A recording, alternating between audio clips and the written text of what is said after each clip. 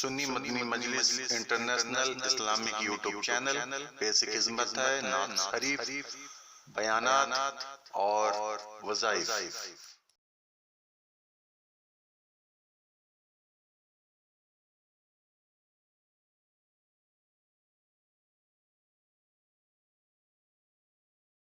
عزیزان گرامی وقار، قربانی کے متعلق بہت ساری باتیں ہیں۔ اب احادیث کی روشنی میں تھوڑی سی باتیں عرض کر دوں۔ صحابہ اکرام رضوان اللہ تعالی علیہم اجمعین سرکار دو عالم صلی اللہ علیہ وسلم کی بارگاہ میں آئے اور پوچھا ما هذه الاضاحی یا رسول اللہ صلی اللہ علیہ وسلم، اے اللہ کے رسول یہ کیا ہے، یہ قربانیاں کیا ہیں؟ نبی کونین صلی اللہ تعالی علیہ وسلم نے فرمایا ہر جانور کے بدلے تمہیں نیکیاں ہیں۔ صحابہ نے پوچھا اگر ہم اون والا یعنی جو بھیڑ ہوتی ہیں بہت سارے بالوں والا بکرا اگر ہم ذبح کرتے ہیں تو کیا اس میں بھی ثواب ہے؟ اللہ کے نبی صلی اللہ علیہ وسلم نے فرمایا اس کے ہر بال کے بدلے ایک نیکی ہے۔ اس جانور کے جسم پر جتنے بال ہیں ہر بال کے بدلے تمہیں ایک نیکی ہے۔ خود اپنی صاحبزادی سیدہ کائنات فاطمہ الزہرا رضی اللہ تعالی عنہا کو حضور اکرم صلی اللہ علیہ وسلم فرماتے ہیں اے فاطمہ اٹھو، اپنی قربانی کی جگہ پر آؤ۔ جب قربانی کرنی تھی کہا کہ تم آؤ، کھڑی ہو جاؤ اور دیکھو، گواہ رہو قربانی کے۔ انہوں نے پوچھا کہ کیوں یا رسول اللہ صلی اللہ علیہ وسلم؟ حضور اکرم صلی اللہ علیہ وسلم نے فرمایا قربانی کے جانور کا خون کا قطرہ زمین پر گرنے سے پہلے مولا سابقہ گناہوں کو معاف کرتا ہے، تمہارے گناہ معاف کر دیے جاتے ہیں۔ تو حضرت فاطمہ نے یہ بھی پوچھا یا رسول اللہ صلی اللہ علیہ وسلم یہ صرف اہل بیت کے لیے ہے یا سارے مسلمانوں کے لیے؟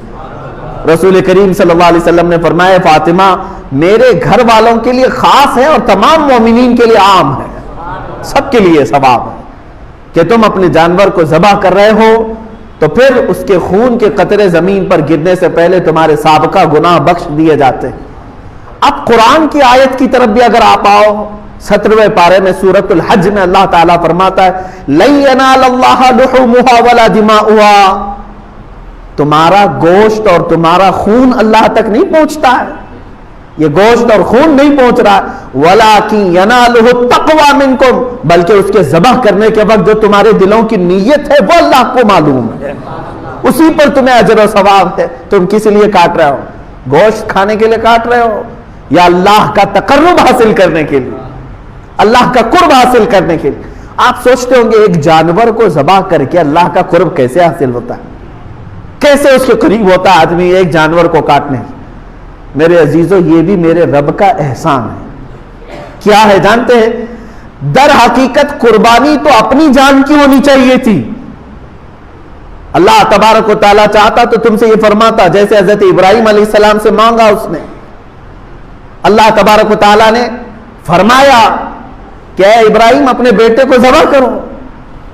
حکم تو یہ ہو سکتا تھا کہ اے امت مصطفیٰ کے مسلمانوں تم اتنے سال جیو، 25 سال کی عمر ہو جائے تو آؤ اپنی گردن دے دو، 40 سال کی عمر ہو گئی ہے تو آؤ قربان گاہ میں اپنے آپ کو کٹوا دو۔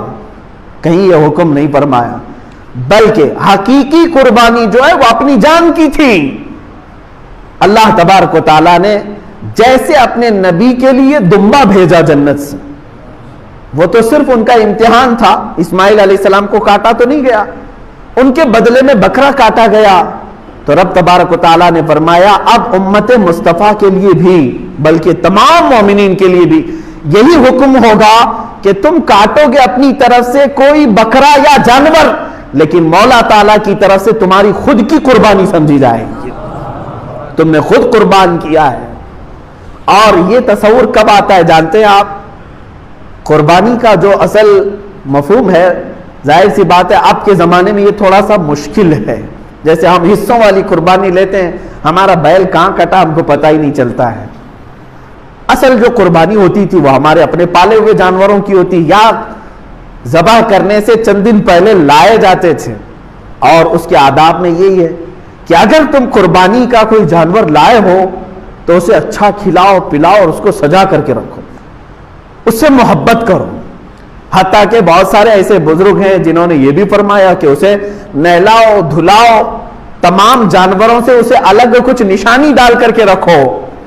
اور پہلے کے دور میں ہار پہنائے جاتے تھے ان جانوروں، ان کو الگ رکھا جاتا تھا اور سارے لوگ جانتے تھے کہ یہ قربانی کا جانور ہے، ہار پہنا کر کے انہیں الگ رکھا جاتا تھا۔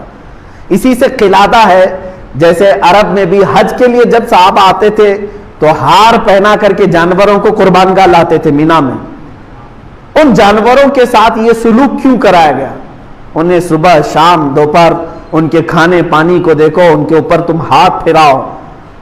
دو باتیں، ایک تو میرے آقا صلی اللہ علیہ وسلم فرماتے ہیں قیامت کے دن یہ جانور اپنے سینگ، اپنے کھر، اپنے گوشت، اپنی کھال کے ساتھ آئے گا، ان تمام چیزوں کے ساتھ آئے گا، اور رب تعالیٰ سے فرمائے گا اے مولا تیرا قرب حاصل کرنے کے لیے اس نے مجھے تیرے دربار میں ذبح کیا، اے کریم خدا اب اسے جہنم کی آگ سے تو حرام فرما دے۔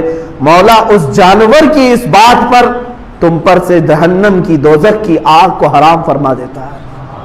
یہ بھی حدیث پاک میں ہے کہ یہ جانور تمہاری سفارش کے لیے آئے گا، پہلا یہ۔